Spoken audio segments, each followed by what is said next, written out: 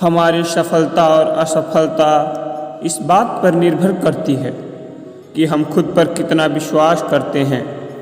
व्यक्ति जो चाहे बन सकता है यदि पूरे विश्वास के साथ अपने लक्ष्य पर लगातार चलता रहे। कहते हैं मन के हारे हार है और मन के जीते जीत।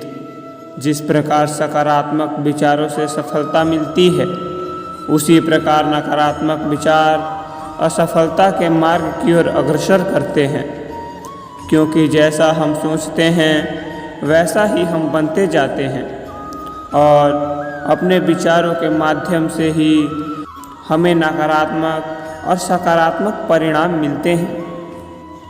मनुष्य ही एक ऐसा प्राणी है जो कर्म करता है, इसलिए कर्म करना प्रत्येक व्यक्ति का धर्म भी है। कर्म करने वाला व्यक्ति कर्मवीर कहलाता है। इसलिए कार्य करते रहना खाली बैठे रहने से हमेशा बेहतर होता है। श्री कृष्ण जगत के पालनहार और धनुधर श्रेष्ठ अर्जुन जहाँ होते हैं, वहाँ निश्चित ही विजय, असाधारण शक्ति और नैतिकता होती है। न तो समय रुकता है और न ही एक साथ रहता है। बुरा समय हो या अच्छा समय, बदलता जरूर है। आज बुरा है तो कल अच्छा, और अच्छा तो फिर बुरा समय जरूर आएगा। सुख के बाद दुख और दुख के बाद सुख आते जाते रहते हैं। इसलिए इस पर हमारा कोई वश नहीं है, लेकिन कर्म पर हमारा वश जरूर है। आप सिर्फ कर्म करिए, फल की चिंता किए बगैर। समय आने पर फल जरूर मिलेगा। जो अज्ञानी व्यक्ति होते हैं वह यह गलतफहमी पाल लेते हैं कि मैं ही करता हूँ, सभी कार्य मेरे द्वारा ही किए जा रहे हैं। ऐसा जान उनमें अहंकार का घर बन जाता है। परंतु इस सृष्टि में जो भी हो रहा है वो तो प्रकृति के द्वारा किए जा रहे हैं। अज्ञानता के कारण व्यक्ति में जब अहंकार जन्म ले लेता है तो उसका पतन होना निश्चित हो जाता है। श्री कृष्ण कहते हैं कि वो किसी के भाग्य के निर्माता नहीं हैं। व्यक्ति खुद ही अपना भाग्य लिखता है। आप जैसा बीज बोएंगे आप वैसा ही फल काटेंगे। आप जैसा कर्म करेंगे आपको वैसा ही परिणाम मिलेगा। यदि विद्यार्थी मन लगाकर पढ़ाई करे तो परीक्षा में सफल होंगे। इसलिए हर व्यक्ति का भाग्य तभी बदलेगा जब वो वैसा कर्म करेगा। भ्रम और संदेह से परे, जब आप भगवान से प्यार करते हैं तो आप हर चीज़ से प्यार करते हैं। मन उन लोगों के लिए दुश्मन की तरह काम करता है जो इसे नियंत्रित नहीं करते, और जिसने अपने मन को जीत लिया उसके लिए मन सबसे बड़ा मित्र है।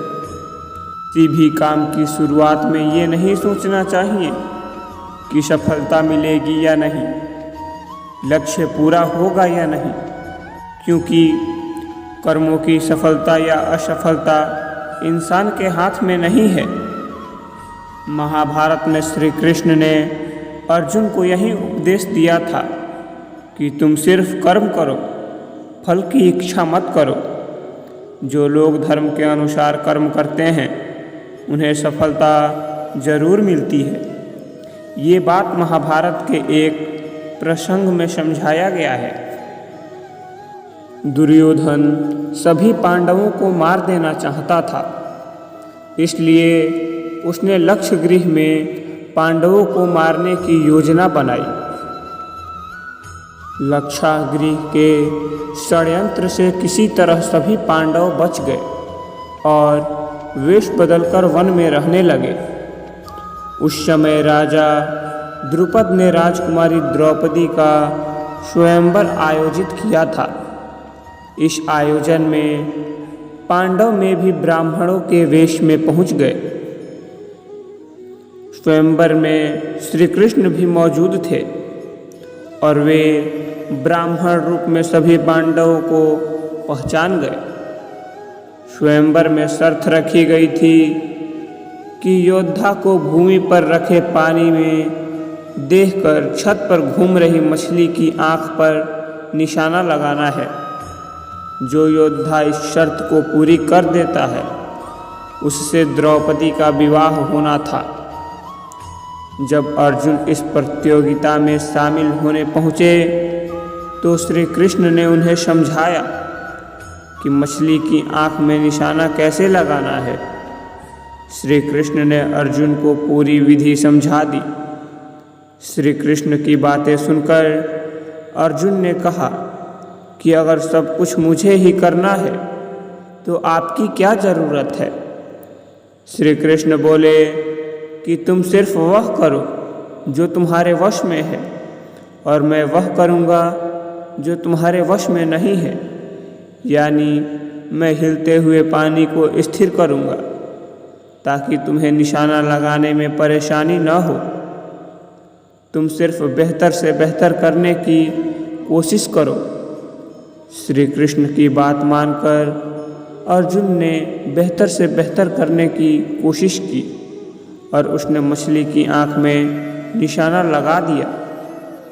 इस प्रसंग की सीख यह है कि हमें अच्छी से अच्छी कोशिश करनी चाहिए। कर्म करते समय फल की इच्छा नहीं करनी चाहिए।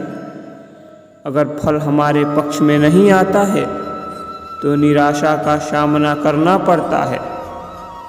अपना काम पूरी ईमानदारी से करोगे तो सफलता जरूर मिलती है। धन्यवाद। जय श्री कृष्ण।